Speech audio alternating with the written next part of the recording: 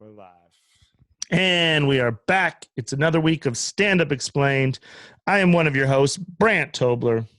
I'm one of your hosts, Andrew Slater. And together we are your hosts, and this is Stand Up Explained. We're going to figure this starting shit out. I don't know Brant, what we're going to do, but here's where I'm going to start. Pretend I'm your Uber driver, right? I'm your Uber driver, and you're in the back seat, and you just told me, and then I'm going to ask you, okay, hey, what do you do for a living? Oh, I'm a comedian, actually. Oh, you're a comedian. Let me ask you something. Where do you get your material from? Oh, that's funny you ask. That'd be a great episode for our podcast. And, where do we get our material from? That's funny. That's a great setup because I think I've had maybe 10 or 11 Uber drivers ask me that. So if you're wondering. I think it's the number one question. Yeah. Where does a comedian get his material from? Where do we start here? Well, so what do you say? Well, let's start there. What okay. do you have a go-to? I have a go-to answer. So you go. Give me your go-to answer. You want to hear mine first? So I always tell people when they ask, "Where do you get your material from?" I say, "Shut the fuck." No, just shut the fuck up and drive. No. I say, it's like I get it from life. It's like stuff happens in my life. Stuff happens in your life, probably. And this is the example I try to give them to help them understand. But I'm like, you've had something funny happen to you in your life, and then you can't wait to tell it to your friends. And then you tell the story at a party, and then you tell a story at another party. But now you know where people are going to laugh, and you kind of know and then maybe you embellish a little bit, or you cut out parts that are boring, and you just shape it. And then next thing you know, you're like killing with this. It's like your go-to story at a party or whatever. And that's like basically what it is. It's like, I think you get your material from your life, at least like what you want to talk about. And honestly, it's not that different from how everybody gets any story that they tell over and over and over again. Yeah, I think that's great. I think that's a great way to put it. Is a lot of people, you're doing material, you just don't realize you're doing it. Everybody has that go-to story. Like if you're single or something, you're going on dates, you tell that story, or around when you want to impress somebody, you probably have a story or two that you always tell. That would be your material, really, if you're starting out. So, I mean, that's the way I'm pretty much the same now. I'm the same. I try to take stuff from my life or things that happen to me, and I talk about that. But that's different from when I started. When I actually started comedy years ago, and I brought this out of retirement, but I would write jokes using a rhyming dictionary. For those of you listening, I held up my raggedy, torn up rhyming dictionary. So I didn't, when I started 15 years ago, we didn't have podcasts or classes or stuff like that. So I don't know why, but what I would do, and so my 2 or 3 first years, I wrote a lot of pun jokes or like wordy jokes, but what I would do is just open up this rhyming dictionary, go to a page. So like, for instance, right here, it's a housewife. So then I would try to write a joke about a housewife, and I'd be like, housewife, what if she lives in a trailer? Do they have house trailers? Or like, that's how I would write. And then, then what rhymes with it. So then it says housewife, jackknife, husband and wife, larger than life. Then that's where like my weird poem puns and like weird shit would come from. But that's how I wrote for the first probably 2 years of my incredible career. What I don't understand is that, well, one, it's not like, you're right. There is, especially 15 years ago, there wasn't like it isn't like it is now, where everybody knows everything about comedy. There's all this wealth of information, but there are just regular. What you're describing could have been just taken from a regular. You could have just opened up the dictionary. Why did you need you weren't using the rhyming part?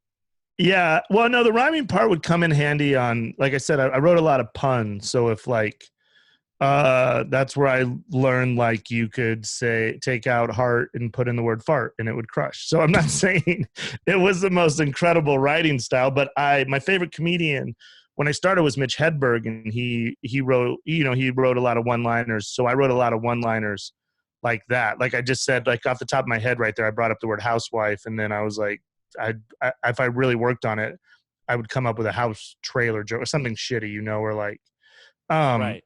but that was, but I just didn't know any better. And my jokes weren't that bad. It just comedy has evolved a lot. And when I evolved was I eventually I did a show with Kyle Kinane, and Kyle Kinane came to Vegas and he was telling these stories about his life, these long form stories, and really kind of being vulnerable and talking about stuff. And I remember walking out of the bar that night being like, man, I want to throw all my shit away. I want to write. I want to talk about me. I want to talk about myself. I have stories. I want to tell the stories. Like you said, I want to tell the stories I tell when I'm sitting around with the boys or when I'm trying to impress a bunch of girls or, you know, and that's what really changed it for me and retired this rhyming dictionary. Well, yeah, and I think that's a good point, though, right? Like, it's not necessarily a horrible way to write jokes. Like, if especially when you're starting out, like, it's a good exercise. It's hard. It's kind of hard to just take a word, you know, like calendar, and just go, okay, what's funny about calendar? How can I make calendar into a joke? You know, it's tough. So it's like, it's not a horrible way, but I think it's harder than it needs to be. That's the point. It's actually, once you start doing it, it's easier to get comedy from your own life and your own family and your own experiences than it is to be like looking through a dictionary and trying to make it funny. But like, Yeah. that's what you have. If you ever like started writing for a late night show or something, a lot of times that's what it is. You're taking news stories or you're taking stuff that has nothing to do with you, and you've got to make jokes and bits about it. So that it's not like a useless exercise by any means, but like, I think the point is it's just, one, it's harder than it needs to be, and it's probably less, it's going to make you maybe less memorable unless you're able to like have your personality really come through No, on stage. Despite that, it's going to for make you a sure little less less memorable. memorable and less enjoyable because I had no real attachment to the jokes. You know, like these Right. jokes are my jokes now. Like when I talk about stuff that happened in my life, I have more of a ownership of them. Where if I did a cat joke and then a bat joke and then a fat joke, that's just page 6 of my rhyming dictionary. It had no. I'm not proud. I mean, I guess I was proud of them.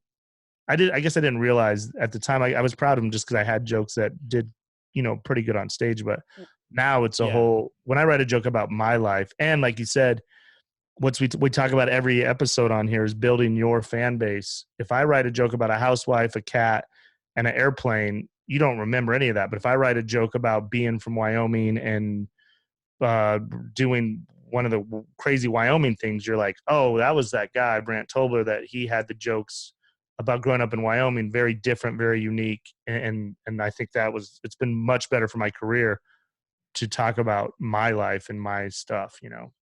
for sure. And that's not to say like there aren't like you said, Mitch Hedberg, he was basically totally surreal. No jokes were really like about him, so to speak, but that's not really true because his personality would come through in his jokes, and you would kind of get glimpses of, it's not like he was telling long stories, he was doing like more one liners and stuff, but he would, that was him, his Yeah. silliness and his essence was coming through in those jokes. So I think that like your example earlier about a trailer park, right? Like if you had a trailer park joke, uh it's just you're gonna sell it so much better and believe it so much more, and it's gonna be so much funnier if you actually grew up or lived in a trailer park. Yeah. 100%. Like if you didn't and you just have a joke about trailer parks, and you say that you did or something, it's just not gonna, for what, I don't know what it is, but there's like a bullshit detection in audiences, you know, and that you can just kind of tell Yeah. like when you're not authentic. Yeah, exactly. Because if you write like that, some of the shit I wrote didn't go with my life at all. It just totally wasn't believable. It was just a Right. joke I got from using a word. But yeah, I mean, you can write one. I'd be curious. There's a guy here in town who writes great one-liners, but I almost think he's doing exactly what I did, not using a rhyming dictionary. But he does like he would write a joke like what's like I feel like he goes through like what's a famous phrase like a bird in the hand is better than whatever. So he'd write a joke about Yeah. that, you know, like that. and they work pretty. I mean, he does good, but I don't know how he gets his material, but I think it'd be similar. But like you said, Well, most people I know are writing more about their lives. That's where the so material. there's, yeah, I guess, and like, again, there's like two separate things, right? Like if your thing is like, you know, I'm just like, I'm really silly. That's who I am. I like just like surreal kind of, you know, made up comedy. I like stupid stuff, like really, really dumb, funny shit, but not like personal or whatever. That's fine. And that's gonna come through when you perform. That's gonna feel authentic to the audience if that's you and that's what you like, right? So there's no, we're not saying like, at least I'm not saying like you have to be, you know, you have to talk about your mom, you got to talk Yeah. about your real life growing up, and you need to be tell these stories. You just need to be true to your own sense of humor, I'd say. But I think just one, I just think it's easier to use real stuff from your own life. And then two, if you are going to talk about yourself, it has to be like kind of honest. And the way I'll say it, the way I'll explain it for myself is like, I did stand up, you know, the first 10 years I was doing stand up, I was broke, you know, like really broke, like the way you are when you're a comic, just like not making money, you know, just had stupid jobs working at Best Buy and all this shit, right? And the framing for almost every joke I did was like from a broke point of view. That's the way I would, and it would work. You know, you could kind of sell it, and it'd be funny to talk about being broke or the way you were cheap or the way you'd save money, whatever. But then you know, the last, you know, 3 or 4 years, I've been making more money doing stand up, and I've kind of had, and I was still using that framework in a way because I was just so used to writing stuff from like the broke guy perspective. And then I realized I'm not selling this. It's not coming off the same way because it's like it's not as honest now because I'm actually, well, it's like not true. I'm not like barely making my rent or whatever. Like I am making enough money to get by, you know. So you Yeah. just gotta, you want to be, I think the funniest stuff is the stuff that's like really, really honest to who you are. And not to say that you can't just make shit up and be funny and surreal and silly, but that's got to be you too, you know. Well, that's a perfect point about, you know, I dealt with this with my girlfriend. My girlfriend, we've been together like a year and a half, but the first couple months of dating, she'd hear these stories, and then if I was talking about an ex or something, she would be like, they would upset her, but then I'd be like, okay, that's the base of the story. Some of the stuff I said in there is, you know, dramatized to be an entertaining story. A lot of these stories that, you know, I do, the base of them are true, and usually the outcome is true, but like you said, sometimes there's boring parts in there that I punch up and try to make it, you know, consistently a story, a full story, you know what I mean? Which is, people always ask me, do you have to, if you have a story, do you have to make it 100% true? I'm like, no. First of all, you can make it 0% true, but if you have a story that's working, you can always punch up the little dead parts, you know. I think I don't know why I brought that up, but it was confusing for someone not in comedy. She thought every single thing I said on stage was true But until see, she that's lived with me. right. But see, then that's where it does get tricky, I think, like, because, you know, if you're weaving part of like, if you're going to tell stories, right, on stage, and part of the people are going to, like you said, the outcome of it's going to be true, right? You wouldn't want to tell one, you just want to be consistent, I think, with what you do on stage, right? Like you don't want to tell a bunch of stuff that's like fake, like you're like, that's not true at Yeah. all, and then tell a big story that's true without some sort of like transition or way to signal to the audience, because like they're gonna go, yeah, okay, if I flew a plane the other day and I landed it on the Hudson or whatever, like, oh, he's joking about pretending to Yeah. be whatever. But if it seems believable but then it didn't actually happen, I just think like the stuff that's going to be the funniest is stuff that's true, that then you've twisted or whatever Yeah. to Well, be so punchlines. for example, what I'm talking about is like, I was doing a new story, and then at one point there was some dialogue between me and a guy. In the story, in the actual story, he said something that was dumb, so I just punched up I would have, for the sake of the story, I said, well, if he would have said this, that would have made the story so much better. And then my girlfriend's like, but he didn't say that. I go, yeah, but if I said what he said, that sucks. What I Right. said, if he would have said what I wanted him to say, then that's funny. And it didn't change the start, middle, or finish of the story. It just kept the story going, smoothly Right. or funny. And the greater truth, I think it's like the point is like it's gonna feel authentic, not if like a few detail if it happened on a Tuesday, but you're saying it happened on a Sunday, or Yeah. Stuff that's like not that. the part where people are gonna feel like ripped off, or we call it like in stand up. A lot of times we call it like false premise. If someone's like just creates a situation that you immediately don't buy. So, you're like, oh man, I went outside and I said, God bless America. And then all these people came up to me and said, you can't say that. And then I said, and then we're like, well, wait a minute. That doesn't Yeah. seem, do people say you can't say God bless America? You know what I mean? And Yeah. so that's when you're out. You're watching and you hear that, you go, I don't think that happened. And then you can't enjoy the rest of the joke, right? Well, that, But as long as it's like based in true, as long as the core aspects of what's happening, or there's some truth to the premise of the story or the setup, then I'm in. Then whatever the punchline is, as long as it's good, I'm buying it. yeah, no, I agree. So I guess Uh, just to get back to what we're talking, where do you get your material from? You just want to make sure you're not like pulling shit out of thin air that's going to ring false. Unless that's your stage persona, which is just totally crazy person that continually, what you don't want to do, I think, is pull crazy shit out and then try to tell a real story, try to pull crazy shit out. Because there's a Yeah, few comedians that just do all crazy shit and you just go, oh, this is all crazy shit. But and to get back to it, just where does the material come from? Like you said, everyday life. And then something I had to learn is just being disciplined enough when it happens in real life is to just jot it down. Material is always happening around you.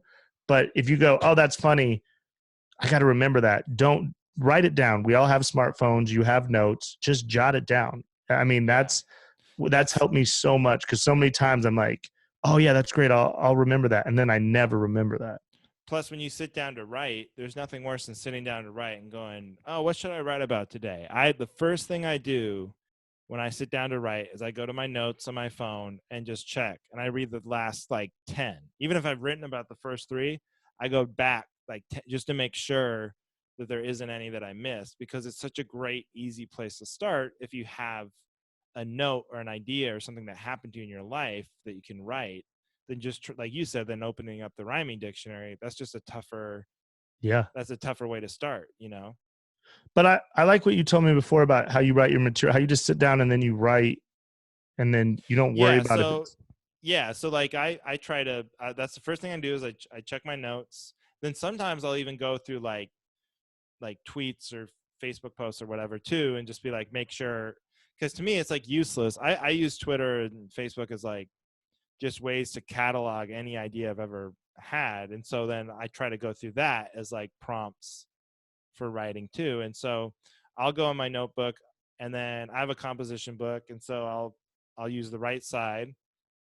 I'll just write it out, whatever that note is, and then I'll just go. And I just try to get to the bottom of the page, you know?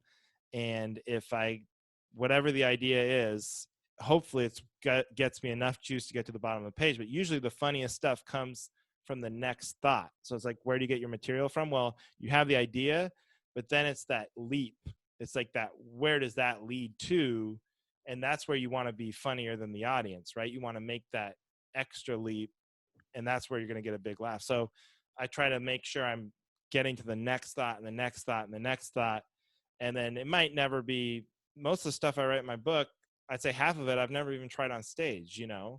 But you're not going to get like the really good stuff without, I think, putting the pen to the paper and like trying to get to that next thought. yeah. I think that's a great point. I like that you do it like that. Then you just get an idea, then you write to the bottom of the page. And then I know it's happened for both of us. Then at the time, maybe it didn't work, but I've gone back through old notebooks and found stuff that like now it works. Thank God I wrote it down then. Maybe I wasn't a good enough comedian at the time, or maybe the social climate wasn't right, or maybe I came up with rereading it. I came up with a different idea now. But the thing was just getting the materials all around you. You just need to recognize it. And like you said before, there's no failure with it. You just want to get it on paper. It costs you nothing to sit down and write an idea out and work on Right. it. And there's no risk. Yeah. There's nobody watching you. There's nobody like on social media. You could write something on there and then it gets no retweets or whatever. And you get bummed. There's a little risk, you're kind of bummed out or whatever. But in your notebook, I mean, you can write whatever you want.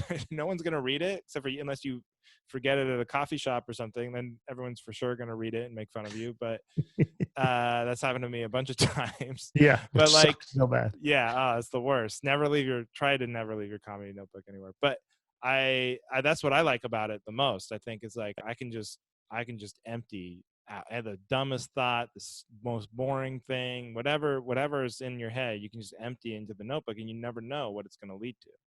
Yeah.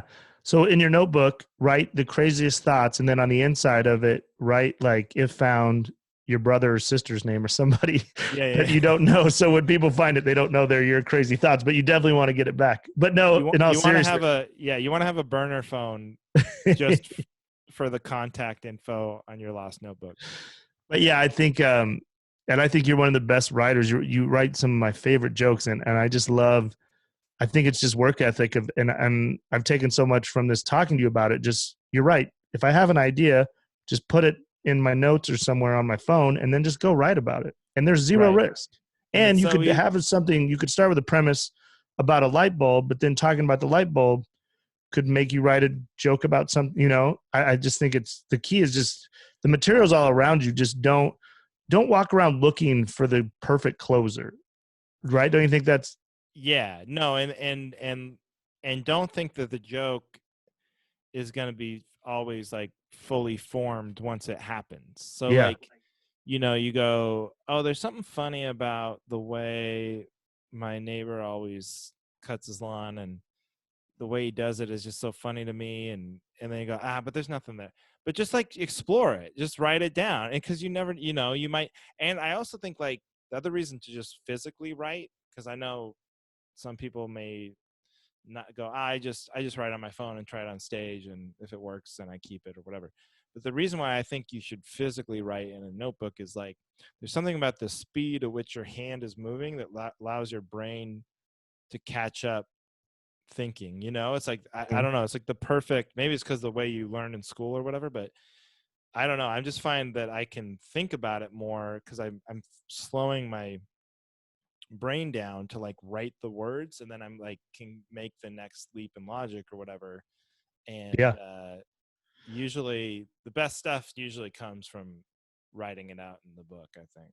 Yeah, I think that's such a great way of looking at it. You got to remember, you're not looking for a finished joke. When people ask, hey, where do you get your material from, if you gave the real answer, it'd be a fucking long drawn out process. Right. I get this joke started with this idea that happened to me in an Uber driver way before. So I think that's such a perfect thing. When you're looking for material, you're not looking for finished material. You're looking for the start of something. Right. Cause people think like, oh, you got to have funny stuff happen to you to be a comedian, and it's like not really true. Yeah. Like being a comedian is taking stuff that happens to you, whether it's funny or not, and making it funny. Sometimes it's taking stuff that happens to you that's not funny at all. That's horrible. And then finding a way to make it funny, So that's that's probably a misconception that you have to wait for like the big, you need, a tub of Jello to land on your head when you walk outside. Like that's hilarious. I can't wait to tell that story. But it's like, no, that's not what you need. You need to like sit down and write about whatever happened to you, and you'll probably find better stuff. Yeah. And you'll find other stuff. Like you said, like people, cause I do more long form stories now. People go, well, I don't do all these crazy long stories or something. I go, sometimes I'll be writing about something else, and then it'll trigger something in my head. Like, oh, that reminds me of this one time. And then I'll start mining that. Yeah. So if you want a lot of comedians, a lot of advice I've gotten, I think what Andrew said is perfect. write it down. If you have an idea, write it down. Just get on a page, write as much as you can. Then if you really start to believe in that idea, I think you can take it and then you could write it out again. I know a lot of people, I don't know if you ever do this, but a lot of the advice I've gotten is you write and then you skip a line and then you write, skip a line. And then once you Yeah, write it all out, you go back through and really examine it line for line and go, oh, this is, you're really, doing each line. that's good. I probably should do that. What I end up doing is doing a bunch of arrows and lines because that's why I keep my left page blank. Mm-hmm. Usually, I either put set lists or I can do like notes for what I wrote on the right page. But then I know people who will like even go so far as underlining or highlighting what they think the punchline is, which seems so stupid because like, well, I would know what the punchline, but it's actually just a good test to see if you have a punchline. Yeah. You know, because Yeah. sometimes you write, you're like, oh, this is funny. Why isn't no one laughing? And then you go back and you look at like, well, I guess there is no. I don't have a punchline. There's nowhere for them to laugh. Yeah. No, that's So if you can't find a place to highlight, then you probably don't have a joke. Yeah, so hopefully that answers your question. I mean, you're surrounded by material. I love what you said in the beginning. If you are just starting out, you have material. Think about that Right. story you tell. You have, everyone has 2 or 3 stories. Think about that. You can mine either a full story out of it, a short story, maybe one joke out of it, maybe, but it's already there. And then as far as the material, it's always around you. It's just being disciplined enough to when you see something that triggers something in your head, go, that's funny, or that made me laugh, or that's interesting. Then take that home, write it, work with it, and then eventually you'll flush out the good and the bad. And the other thing, and this gets back to other episodes we've talked about, but just the common thing of going up as much as you can. The other reason to go up as much as you can is that it's going to keep that in the front of your mind that you are a comedian. Sometimes if I don't go on stage for a few nights in a row or long stretch, I almost forget to like catalog everything or go, like notice things and write things down and be. But if you're going on stage tonight or like in an hour, you're like really open to ideas. Like it Uh-huh. opens up your brain to like what is funny, what happened, and I'm going to write everything down and then try and flesh it out because I have a show. I have to go on. I have to have something. And so if you're not going on stage a lot, you're just going to do that less. Because I Yeah. think just really quick, what we would talk. Sometimes we go in LA, like nobody wanted to go open mics because they're just horrible and it's a nightmare there. And we go, oh, I'll just stay home and write. But it wasn't true. You're just going to stay home and not do anything because you're going to write when you're going to write the most is when you have a show. Yeah. You're going to write No. like the 10 minutes before an open mic before you go on more than you'll ever write in your whole life because you're like, I want to have something to say, you know? You know what? That's funny. Yeah, I definitely have written so much stuff going to an open mic and leaving an open mic, going, oh, and then another place. I don't know if this ever happened to you. I used to write a lot in the shower, Yeah, or you hear that a lot. ideas would come in the shower. And I know comedians that have put like whiteboards in the shower and actually had something. I've never done it because I would drop it and my ideas would go down the drain or whatever. But for some reason, at some point in my career, I was writing a lot in the shower. I don't know what it was, but that's what I'm saying. You could write all the time. Yeah. And just notice those moments that make you the most like productive or whatever and try to recreate them. But I think I think going to lots of shows, that's the ultimate way to just activate that part of your brain. Yep. Yeah. Yeah. So So yeah, don't, for all of you saying, I don't know where I'll find my material. That's never going to be the problem. The yeah, material's all around you. If you work on it, you'll always have material. You'll have as much material as you want. I mean, you keep writing it's and 95% hustle, 5% circumstances, yeah. And another good thing that happens to me now a lot is I write on stage by accident. Some people say they just write on stage, but there's been times when I wrote something out, then I thought it would work great. And then in that moment, what I thought would be like the punchline or something, it wasn't. But then my comedian like fear factor kicked in, and then I just said something else, and I was like, oh my God, that was the punchline the whole time. So Right. there's been plenty of times when I've added to jokes, added a tag, or added parts of it just on stage naturally, because if you're a comedian, you're naturally funny. Sometimes that natural funny shit's just going to come out. Well, that's a good point too, on stage, but then also that's why writing with people sometimes can be really Yeah. fun. And not that they're going to give you, like, they're just going to present you with a basket of new tags for whatever joke, but you just selling it to them and just saying it out loud and trying to sell it in a different way is a chance for you to, like you said, stumble across, or you're being forced to present it comedically. It's like the funniness will come out of you, you know? Yeah. So yeah, I think if you're worried about finding material, don't worry about that. You're making an excuse. There, you can do it. It's all around you. I think the key to getting material is just being disciplined about it and working on it and working hard. And you'll have, like I said before, you'll have all the material you want. It just depends how hard you want to work on it. Yeah, I think that's right. All right. Well, we hope that helps. Hope you guys are enjoying the show. If you're listening on Spotify, iTunes, any of that, please give us a 5-star review, rate and review, tell your friends. And if you're watching on YouTube, please hit subscribe, because we got new videos coming out every week. And if you have a question or something you'd like us to talk about, just drop it in the comments, and we'll talk about whatever you guys want. So it's been another fun week. I'm Brant Tobler. I'm Andrew Slater. We will see you next week. And explain stand up. And explain some more stand up. Okay.